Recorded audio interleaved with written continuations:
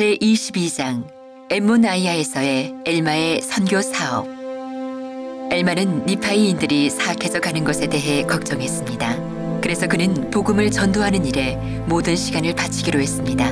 그는 니파이아를 택하여 자기 대신 대판사가 되게 했습니다. 엘마는 온 나라를 다니며 복음을 가르쳤습니다. 그가 엠모나이아 성에서 가르쳤을 때 그곳 백성들은 가르침을 들으려 하지 않았습니다. 사람들은 그를 성에서 내어 쫓았습니다. 엘마는 엠모나이아 백성들이 너무나 사악했기 때문에 슬펐습니다.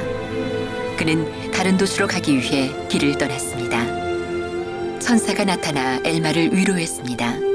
천사는 엘마에게 엠모나이아로 돌아가 다시 복음을 전파하라고 말했습니다.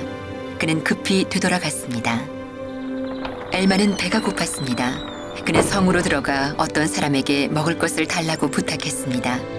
천사는 그 사람에게 엘마가 그를 찾을 것이며 엘마는 하나님의 선지자라고 말해주었습니다. 그 사람은 엠률레크였습니다.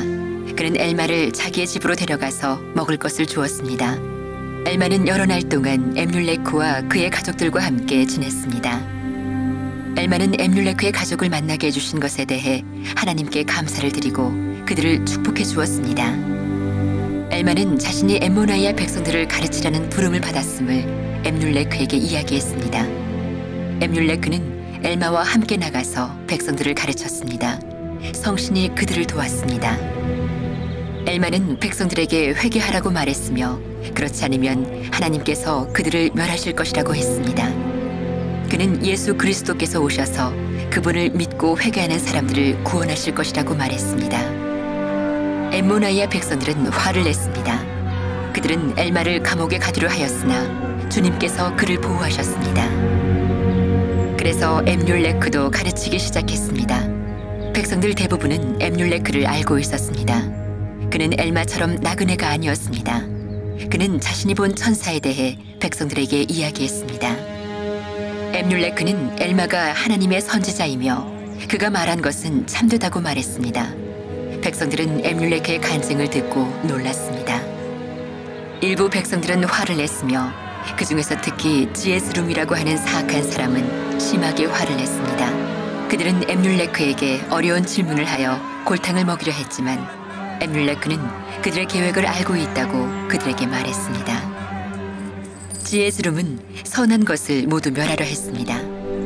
그가 문제를 일으키면 백성들은 그가 일으킨 문제들을 해결하도록 그에게 돈을 주었습니다. 지에스롬은 개교가 통하지 않자 엠률레크에게 돈을 주면서 하나님이 계시지 않는다고 말하라고 했습니다. 엠률레크는 하나님이 살아계시며 지에스롬도 그 사실을 알고 있지만 그가 하나님보다 돈을 더 사랑하고 있다고 말했습니다. 그러고 나서 엠률레크는 지에스롬에게 예수님과 부활과 영생에 관해 가르쳤습니다. 백성들은 놀랐습니다. 지에스롬은 두려워 떨기 시작했습니다.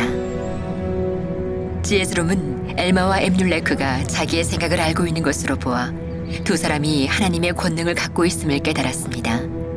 지에스롬은 엘마가 복음을 가르칠 때 질문을 하며 주의 깊게 들었습니다. 일부 백성들은 엘마와 엠률레크를 믿게 되었습니다. 그들은 회개하고 경전을 공부하기 시작했습니다. 그러나 대부분의 사람들은 엘마와 엠률레크를 죽이고 싶어 했습니다. 사람들은 두 사람을 결박한 후에 대판사에게 데려갔습니다. 지에스룸은 자기가 사악하여 백성들에게 거짓을 가르친 것을 후회했습니다. 그는 백성들에게 엘마와 엠률레크를 풀어주도록 간청했습니다. 지에스롬과 엘마와 엠률레크의 가르침을 믿은 다른 사람들은 성 밖으로 쫓겨났습니다. 사악한 자들은 사람들을 시켜 그들을 돌로 치게 했습니다. 그러고 나서 사악한 사람들은 가르침을 믿는 여자들과 아이들을 불러 모아 경전과 함께 불 속에 던져 넣었습니다. 엘마와 엠률레크는 여자들과 아이들이 불에 타 죽는 것을 지켜볼 수밖에 없었습니다. 엠률레크는 하나님의 권능으로 그들을 구하고 싶었습니다. 그러나 엘마는 죽어가는 사람들이 곧 하나님과 함께 있게 될 것이며 사악한 사람들은 벌을 받게 될 것이기 때문에 그 일을 말려서는 안 된다고 엠률레크에게 말했습니다. 대판사는 엘마와 엠률레크의 뺨을 여러 번 때리고 나서 그들이 불에 타 죽는 여자들과 아이들을 구하지 못하였다 하여 조롱했습니다. 그러고 나서 대판사는 그들을 감옥에 가두었습니다.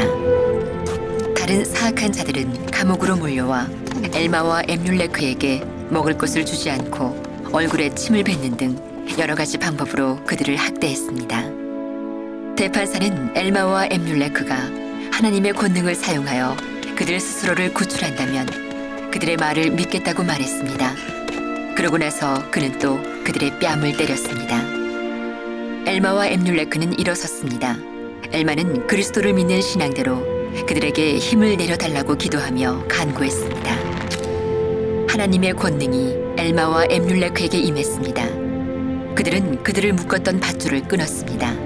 사악한 자들은 겁을 먹고 달아나려 하다가 땅에 넘어졌습니다.